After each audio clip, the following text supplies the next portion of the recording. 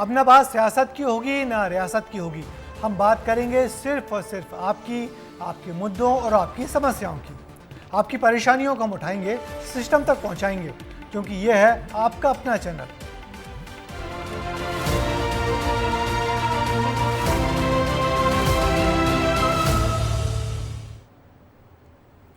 विस्तार विशेष में आज बात करेंगे मध्य प्रदेश छत्तीसगढ़ में गहराए यूरिया संकट की, किसानों की परेशानी की और सिस्टम की बेपरवाही की।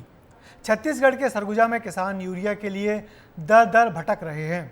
धान की रोपाई शुरू हो चुकी है, लेकिन किसानों को यूरिया मिल ही नहीं पा रहा, जबकि खुले बाजार में धड़ल्ले से यूरिया बेचा जा रहा है। देखिए यूरिया की किल्लत और अन्नदाता की परेशानी को लेकर हमारी ये खास रिपोर्ट। अंबिकापुर में अन्नदाता को परेशानी भारी, जमकर हो रही यूरिया की कालाबाजारी। सरगुजा संभाग में मानसून आने के बाद खेती किसान के काम तेज हो गए हैं, लेकिन किसान यूरिया खाद के लिए दर दर भटक रहा है। सहकारी समितियों में स्टॉक ना होने की बात कहकर किसानों को लौटाया जा रहा है। कुछ किसानों को यूरिया मिल रहा है, लेकिन उतना नहीं दिया जा रहा जितने की जरूरत है।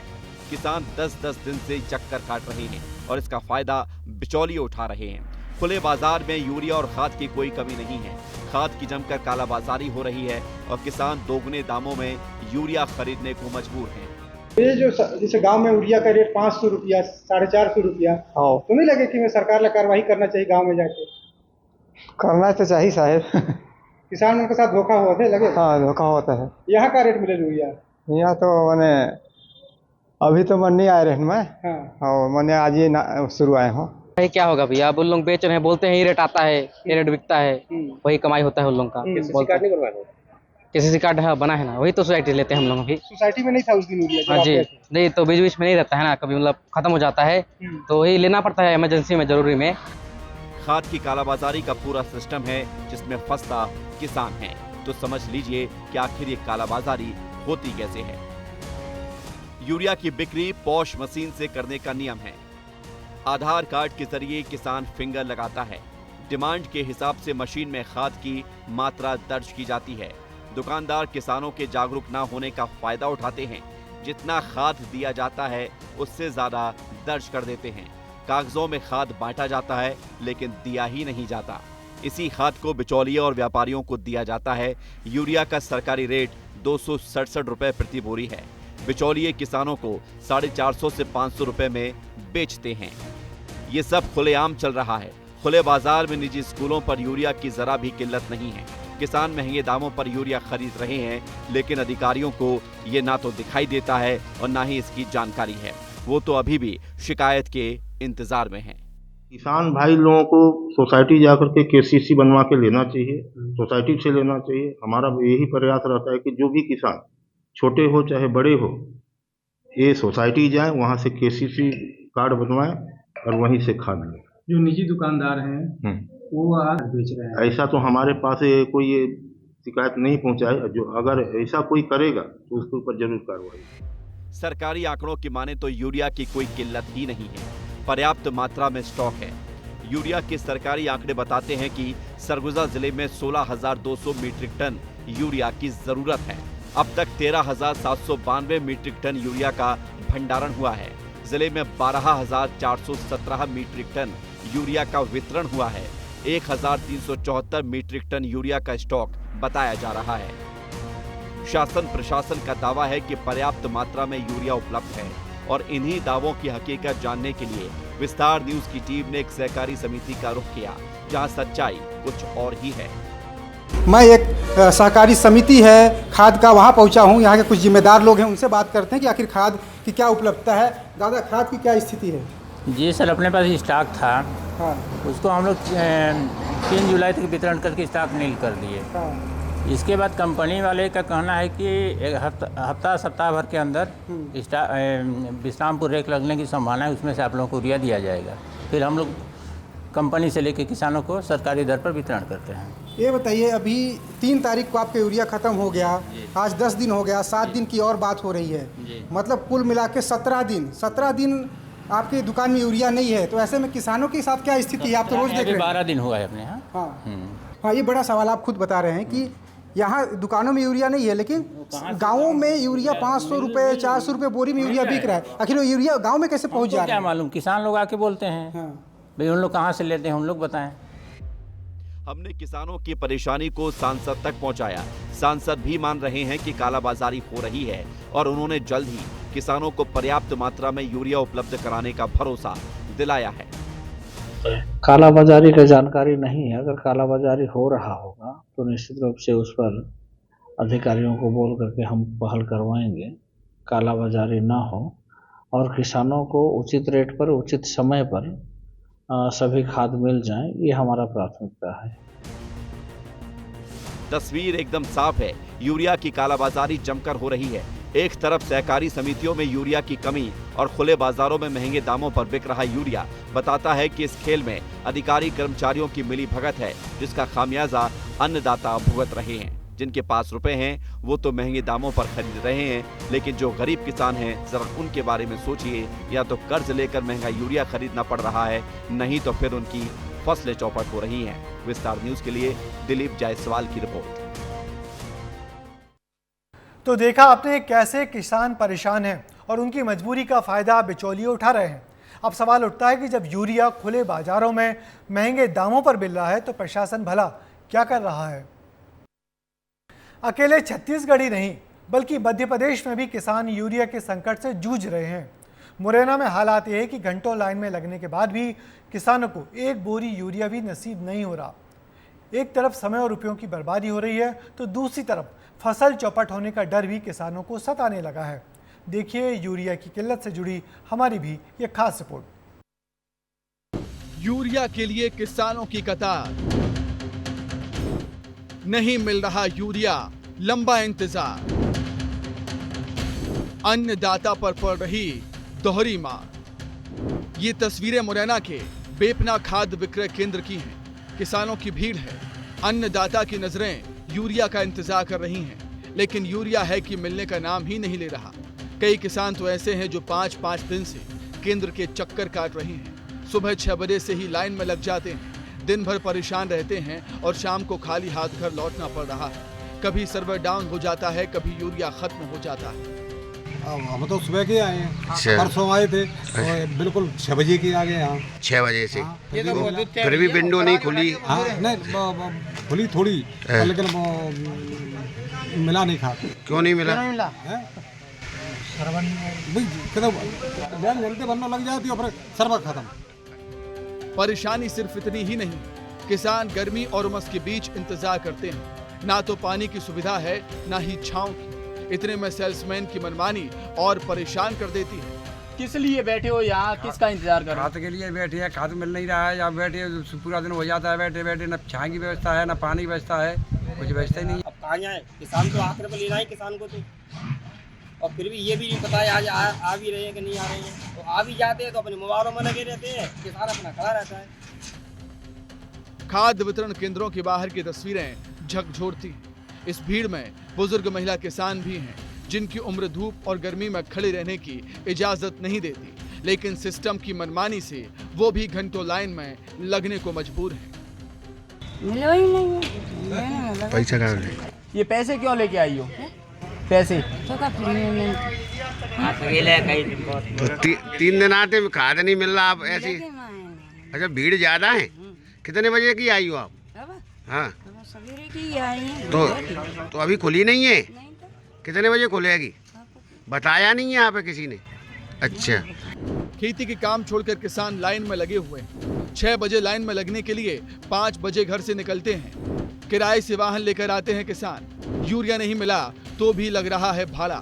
खेती हो रही बर्बाद, फिर भी नहीं मिल रहा खाद।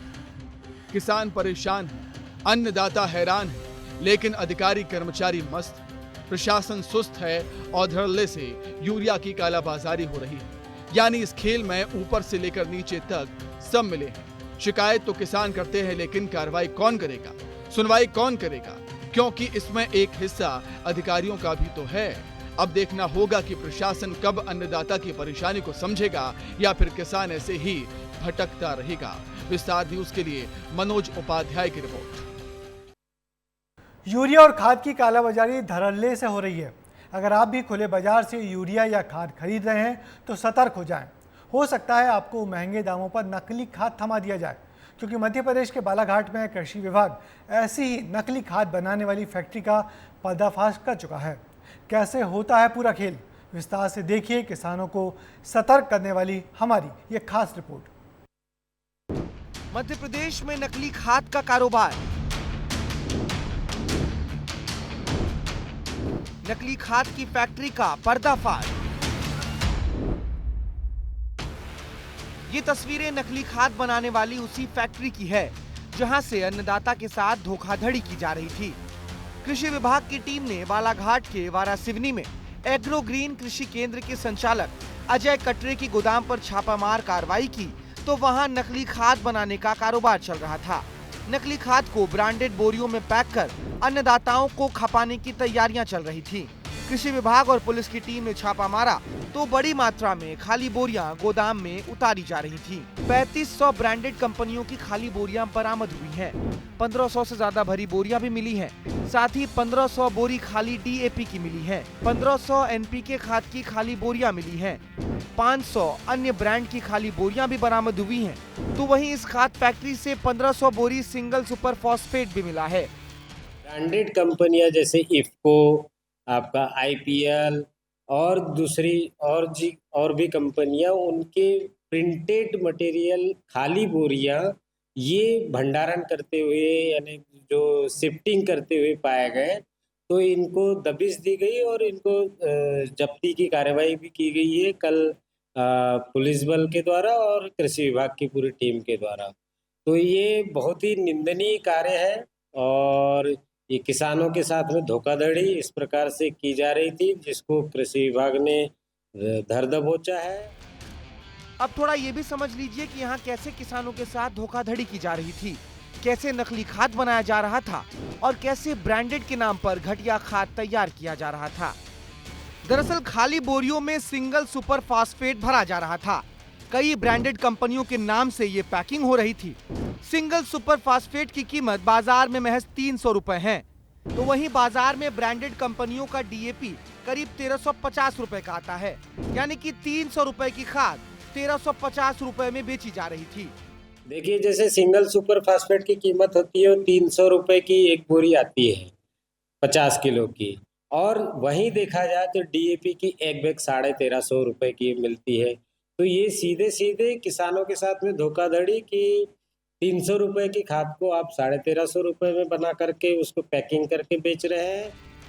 बालाघाट में कृषि विभाग की कार्रवाई ने किसानों के साथ होने वाली धोखाधड़ी को रोकने में कामयाबी हासिल की है, लेकिन जरूरत ऐसी कार्रवाइयों को लगातार आगे बढ़ाने की है ताकि कोई और भी किसानों के साथ छलावा न कर सके, क्योंकि ये एक तरफ किसानों के साथ ठगी है तो दूसरी तरफ नकली खाद होने से उनकी फसलों पर भी बुरा असर पड़ता है। लिहाजा आप जरूरत सतर्क और सावधान रहने की है ताकि कोई ब्रांडेड के नाम पर नकली खाद न थमा दे। विस्तार न्यूज के लिए चितरंजन नेरकर की रिपोर्ट। तो देखा आपने, मध्य प्रदेश हो या छत्तीसगढ़, हर जगह किसान यूरिया के लिए परेशान हो रहा है और धड़ल्ले से यूरिया की कालाबाजारी भी चल रही है। बात करेंगे छत्तीसगढ़ के गरियाबंद की। यहाँ सिस्टम की ऐसी लापरवाही सामने आई है कि आप भी देखकर हैरान रह जाएंगे। हम बात कर रहे हैं नए बने हुए आदिवासी कन्या छात्रावास की, जहां पहुंचने के लिए घुटने भर पानी से निकलकर जाना पड़ता है। देखिए सिस्टम की लापरवाही और लोगों की परेशानी को उजागर करती है हमारी ये रिपोर्ट। लापरवाही का सैलाब, हॉस्टल जाना है तो पार करना पड़ेगा ताला।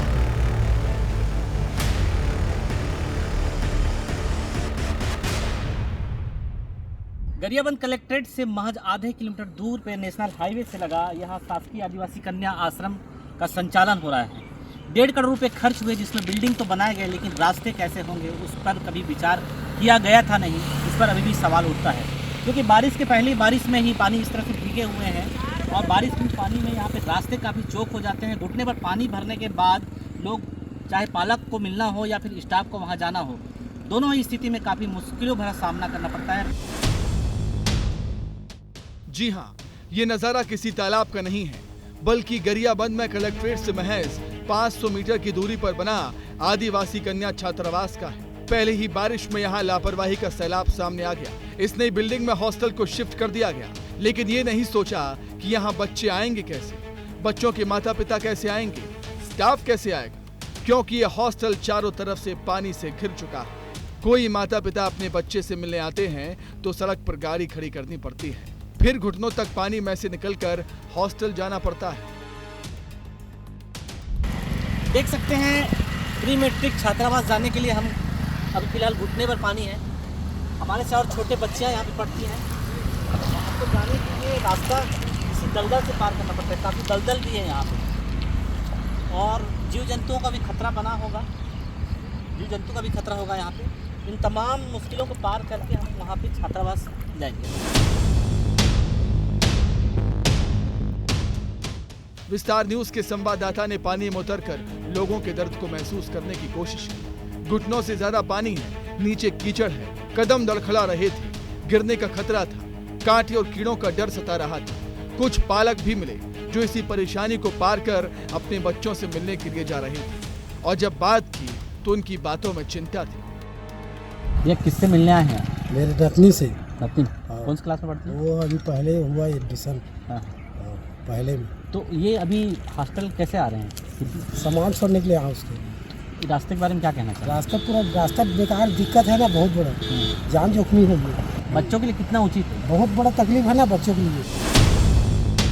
हम किसी तरह हॉस्टल पहुंचे तो हमारी मुलाकात हॉस्टल अधीक्षक से हुई, और जब बात की तो यहाँ भी उनकी बातों से ही दर्द छलक रहा था। स्टाफ को आने में परेशानी होती है, कोई सामान खत्म हो जाए तो लाना मुश्किल होता है, वाहन तो अंदर तक पहुँचते ही नहीं। गेट के पास भरा है, हम लोगों को आने जाने में परेशानी हो रही है, और यहाँ के पढ़ाने वाले कर्मचारियों को भी दिक्कत, रसोइया है, सभी कर्मचारियों को परेशानी हो रही है। बारिश को देखते हुए मैं सवेरे सामान के लिए गई कुछ, तब से निकाली हूँ तो अंदर आने में दिक्कत है। अब ऐसे में कई सवाल भी उठ रहे हैं। हॉस्टल शिफ्ट करने में जल्दबाजी क्यों की गई? 1.5 करोड़ की बिल्डिंग, रास्ता क्यों नहीं है? पानी की निकासी के लिए इंतजाम क्यों नहीं है? क्या पानी भरने से जहरीले जीव जंतुओं का खतरा नहीं होगा? क्या गंदे पानी से इंफेक्शन फैलने का डर नहीं है? गंदे पानी में मच्छर बढ़ेंगे, क्या बीमार नहीं होंगे बच्चे? सवाल कई हैं, लेकिन अधिकारियों के पास इनके जवाब नजर नहीं आते। वो इसके लिए सिस्टम से ज्यादा कुदरत को दोष देते हुए नजर आते हैं। विगत 2-3 दिन से गरियाबंद में बहुत भारी मात्रा में बारिश हुई है। पानी का बहाव को वहां से दूसरे दिशा में मोड़ने का प्रयास किया जा रहा है। एक रास्ते में ज्यादा पानी भरा हुआ है, दूसरा रास्ता भी खाली है। अचानक से बारिश ज्यादा हो गई है, लेकिन हमारे तरफ से पूरा प्रयास किया जा रहा है और कोई समस्या नहीं होगी। दूसरा रास्ता हम लोग क्लियर करा लिए हैं। साहब, अभी तो बारिश की शुरुआत है, बारिश तेज भी होगी और लंबे वक्त तक चलेगी। क्या इसके लिए कोई इंतजाम होगा?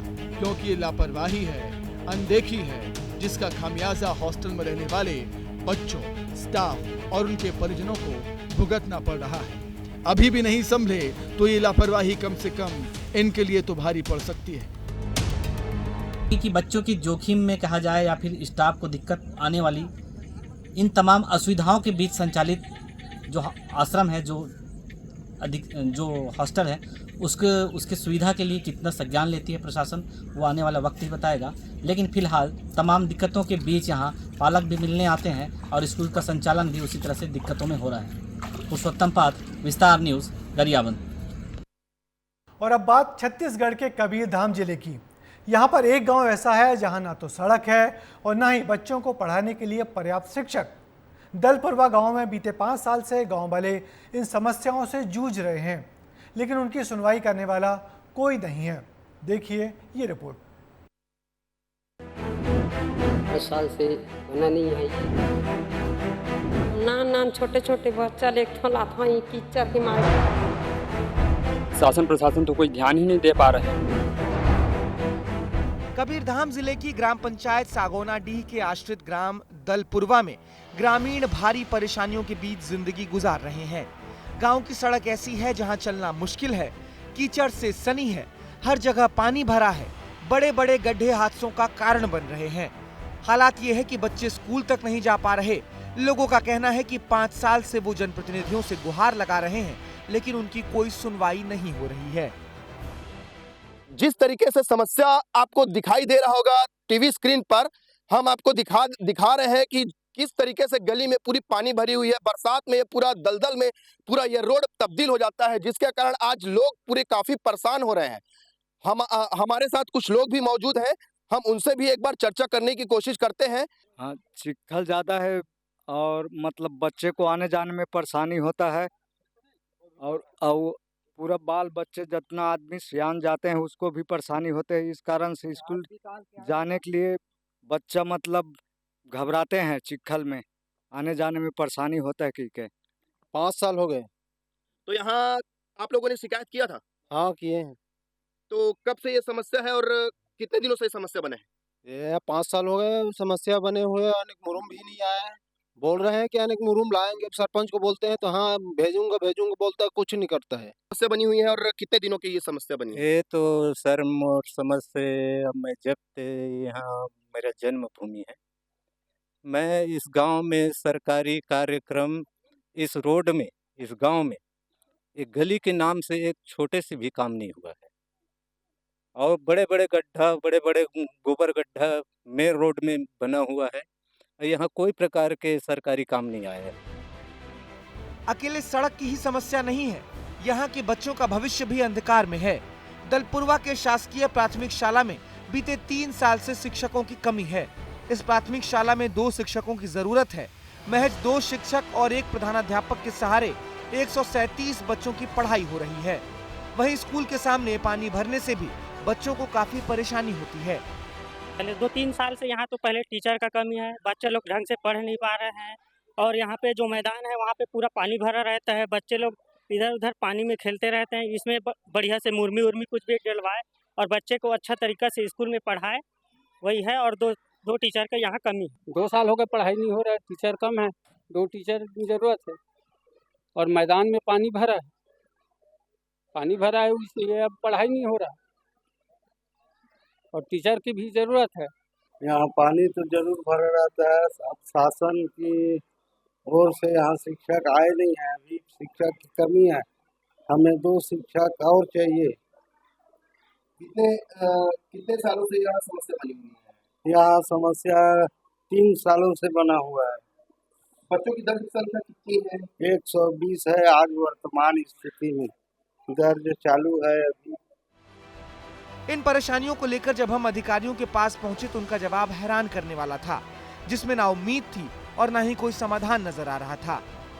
आश्रित ग्राम है आपका दलपुरवा, उसमें मतलब आश्रित ग्राम है तो कुछ चीज़ें वहाँ पे जो मूलभूत सुविधाएं उपलब्ध नहीं है, इस प्रकार की शिकायत आई थी।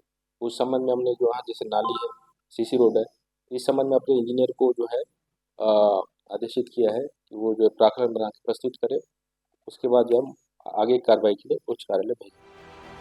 ना सड़क है ना ही बेहतर शिक्षा। अब अंदाजा लगा सकते हैं कि दलपुरवा गांव की जिंदगी आखिर कैसे गुजर रही है। ना तो उनका सफर आसान है और ना ही भविष्य सुनहरा नजर आता है। लेकिन हैरानी की बात तो ये है कि बरसों से यही हाल है। शिकायतें, आवेदन, निवेदन सब हो गए, मगर सुनवाई आज तक नहीं हुई और ये बदहाली का दौर बदस्तूर जारी है। विस्तार न्यूज के लिए हिमांशु सिंह ठाकुर की रिपोर्ट। तो हमने आपको आपसे जुड़ी हुई खबरें दिखाई, आपके मुद्दों को सिस्टम के कानों तक पहुंचाने की कोशिश की। हमारा मकसद भी आपकी परेशानियों को जिम्मेदारों तक पहुंचाना है और आगे भी ये सिलसिला लगातार जारी रहेगा। फिलहाल मुझे दीजिए इजाज़त, फिर होगी मुलाकात, तब तक के लिए नमस्कार।